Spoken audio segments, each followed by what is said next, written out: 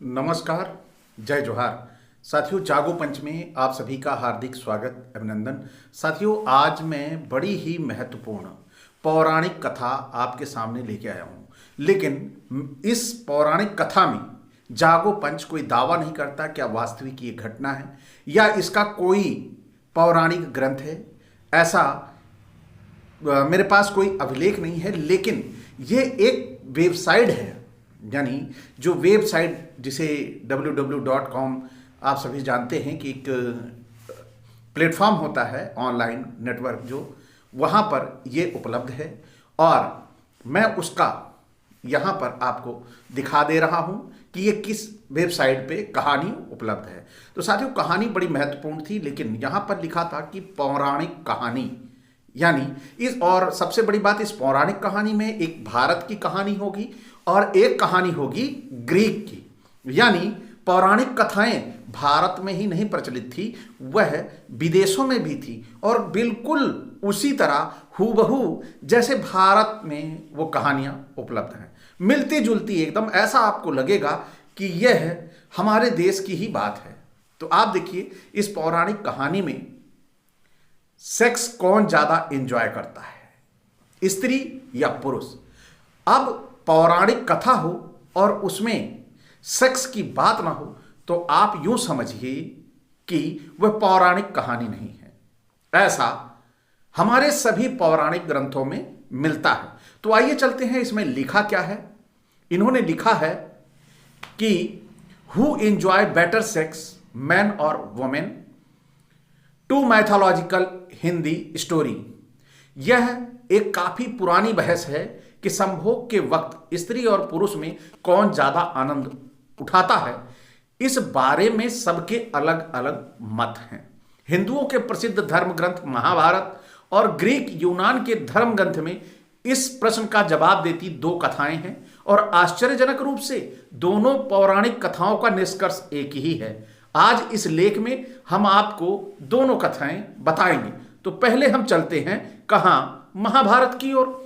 तो इसमें जब युधिष्ठिर ने पितामह भीष्म से प्रश्न किया, एक बार युधिष्ठिर अपने पितामह भीष्म के पास गए और बोले, हे तातश्री, क्या आप मेरी एक दुविधा सुलझाएंगे? क्या आप मुझे सच सच बताएंगे कि स्त्री या पुरुष दोनों में से वो कौन है जो संभोग के समय ज्यादा आनंद प्राप्त करता है? भीष्म बोले, इस संबंध में तुम्हें भंगस्वना और सकरा की कथा सुनाता हूं, जिसमें तुम्हारे सवाल का जवाब यानी उत्तर छिपा है। तो भंगस्वाना और सकरा की कथा क्या थी, आइए चलते हैं उस कथा की ओर। बहुत समय पहले भंगस्वाना नाम का एक राजा रहता था। वह न्यायप्रिय और बहुत यशस्वी था, लेकिन उसके कोई पुत्र नहीं था। एक बालक की इच्छा में उस राजा ने एक अनुष्ठान किया जिसका नाम था अग्निष्टुता, क्योंकि उस हवन में केवल अग्नि भगवान का आदर हुआ था। इसलिए देवराज इंद्र काफी क्रोधित हो गए। आप समझ सकते हैं कि हमारे देश में जो देवता हैं, अगर ये देवी देवता, अगर सबकी पूजा एक साथ ना हो तो कोई मतलब नहीं है कोई पूजा करने का। अगर आपको पूजा करना है तो सभी देवताओं की समान पूजा करो। एक को भी छोड़ दिया तो आपकी जितनी की पूजा की है वो सारी धरी की धर रह जाएगी। तो यहां पर वही हो गया। ये देवराज इंद्र काफी क्रोधित हो गए। इंद्र अपने गुस्से को निकालने के लिए एक मौका ढूंढने लगे ताकि राजा भंगस्वाना से कोई गलती हो और वह उसे दंड दे सके। पर भंगस्वाना इतना अच्छा राजा था कि इंद्र को कोई मौका ही नहीं मिल रहा था, जिस कारण से इंद्र का गुस्सा बढ़ता जा रहा था। एक दिन राजा शिकार पर निकला। इंद्र ने सोचा ये सही समय है और अपने अपमान का बदला लेने का, और इंद्र ने राजा को सम्मोहित कर दिया। अब देखिए, यहां पर इंद्र ने राजा को सम्मोहित किया, यानी राजा से खुद गलती करवाएगा। यानी क्या देवता ऐसा कर सकते हैं कि वह नाराज हो जाएं तो उससे गलती करवाएंगे, तो उस गलती की सजा खुद ही देंगे। तो ये आप समझिए ना कैसे हमारे देवता हुआ करते थे। कहानी में आप ये मत समझिएगा कि ये कहानी केवल एक ही तरफ लेके जा रही है कि कौन सेक्स का ज्यादा अच्छा लाभ उठाता है, पुरुष या महिला। नहीं, इस कहानी बताने का ध्येय जो है वो ये है कि हमारे देवता बदला लिया करते थे। अगर उनको सही से पूजा ना जाए, अगर उनकी पूजा ना की जाए। तो इस कहानी से बहुत सारी चीजें निकल के आती। कहानी में कोई एक ही बात नहीं होती। अब देवता यहां पर हमारे इंद्र देवता क्या कर रहे हैं, वे कह रहे हैं कि इससे मैं कोई ना कोई गलती जरूर करवाऊंगा, और उसे संबोधित कर दे रहे हैं। राजा भंगस्वाना जंगल में इधर उधर भटकने लगा। अपनी सम्मोहित हालत में वह सुध बुध खो बैठा। ना उसे दिशाएं समझ आ रही थी, ना ही अपने सैनिक दिख रहे थे। भूख प्यास से उसे और व्याकुल कर दिया था। अचानक एक इसे छोटी सी नदी दिखाई दी, जो किसी जादू सी सुंदर लग रही थी। राजा उस नदी की तरफ बढ़ा और पहले अपने घोड़े को पानी पिलाया, फिर खुद पिया। जैसे ही राजा ने नदी के अंदर प्रवेश किया, पानी पिया, उसने देखा कि वह बदल रहा है। धीरे धीरे वह एक स्त्री में बदल गया। शर्म से बोझल हो वह राजा जोर जोर से विलाप करने लगा। उसे समझ नहीं आ रहा था उसके साथ ये क्यों हो रहा है।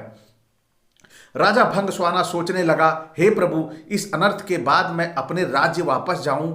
मेरे अग्निष्टुता अनुष्ठान से मेरे 100 पुत्र हुए हैं, उन्हें मैं अब कैसे मिलूंगा, क्या कहूंगा। मेरी रानी महारानी जो प्रतीक्षा कर रही हैं, उनसे कहीं कैसे मिलूंगा। मेरे पौरुष के साथ साथ मेरा राजपाट सब चला जाएगा, मेरी प्रजा का क्या होगा। इस तरह विलाप करता राजा अपने राज्य वापस लौटा। स्त्री के रूप में जब राजा वापस पहुंचा तो उसे देखकर सभी लोग अचंभित रह गए।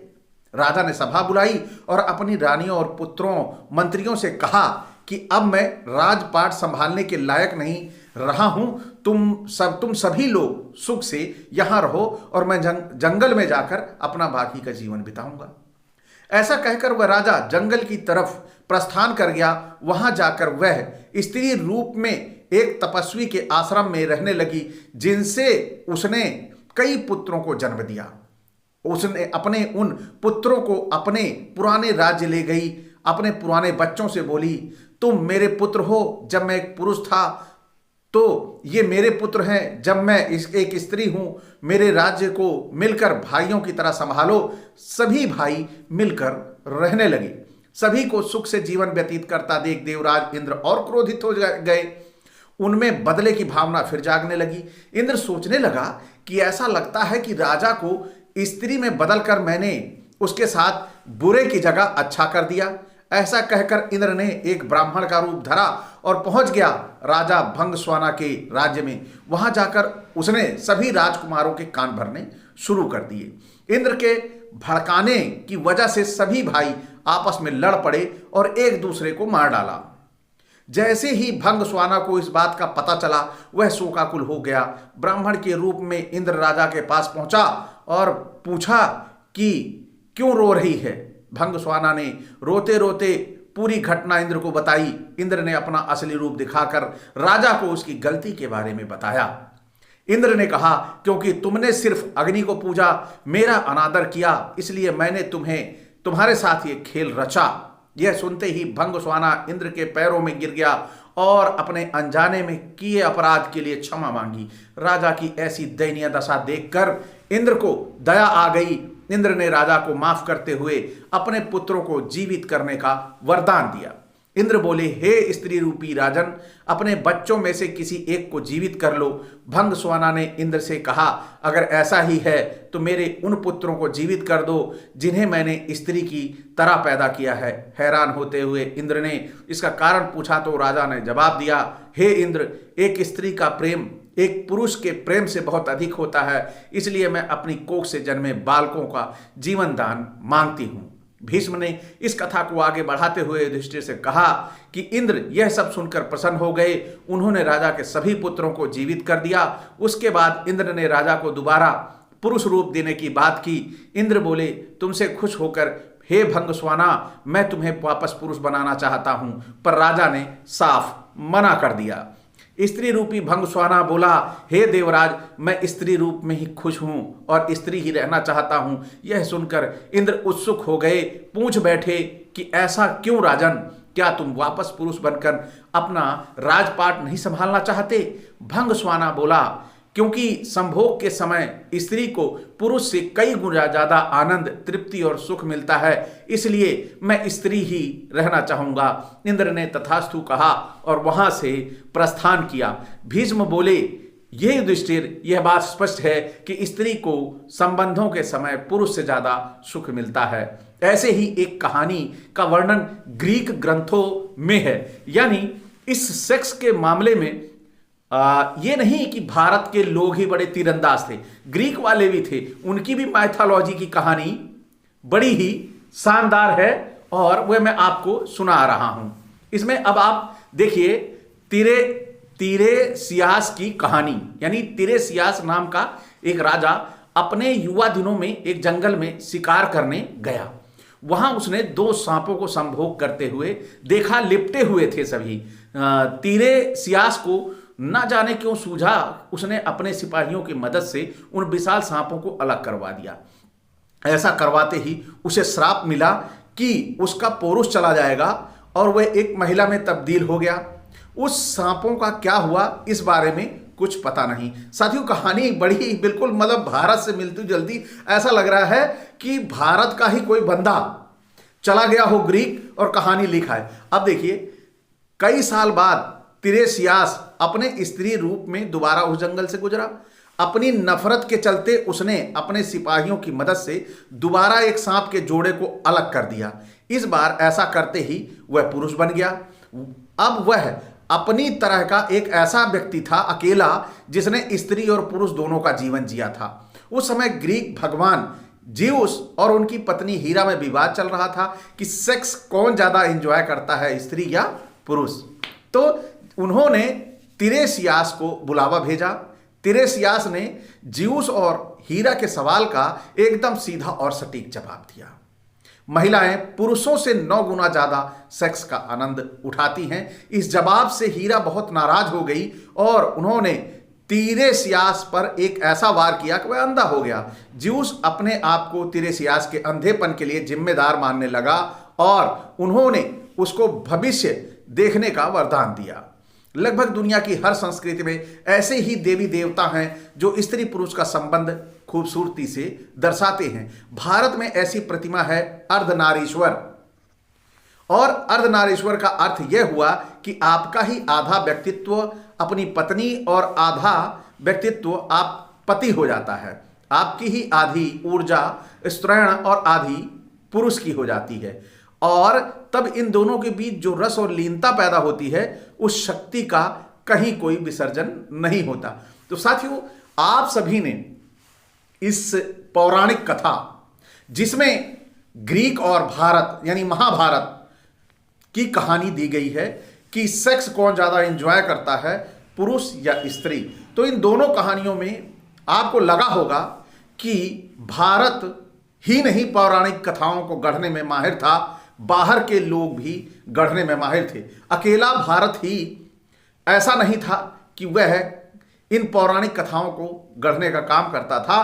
पूरा विश्व अगर इस तरह खंगालने लग जाएं तो पूरे विश्व में ऐसी मैथोलॉजी कथाएं मिलती हैं। लेकिन जागो पंच इनकी प्रामाणिकता के बारे में कोई दावा नहीं करता और केवल इसे एक कहानी मात्र मानता है और इसे पौराणिक ही मानता है। लेकिन जो इसमें सवाल दिए गए हैं वह सवाल एक बड़ा प्रश्न चिन्ह बनाते हैं, क्योंकि अभी तक किसी ने ऐसा परीक्षण करके सिद्ध नहीं किया।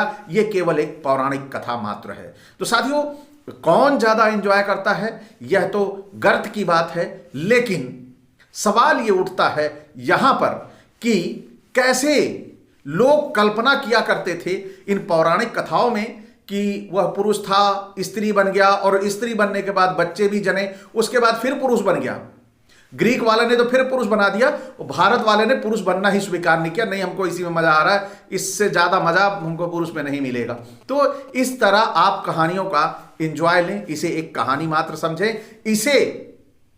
इसका कोई दावा जागो पंच नहीं करता। कृपया आज की इस कहानी का आप सभी एक कहानी के रूप में आनंद ले, पौराणिक कथा के रूप में आनंद ले, और ये स्रोत कहां से लिया है वो आपको वीडियो के शुरू में दिख गया होगा। तो साथियों, इसी के साथ विदा।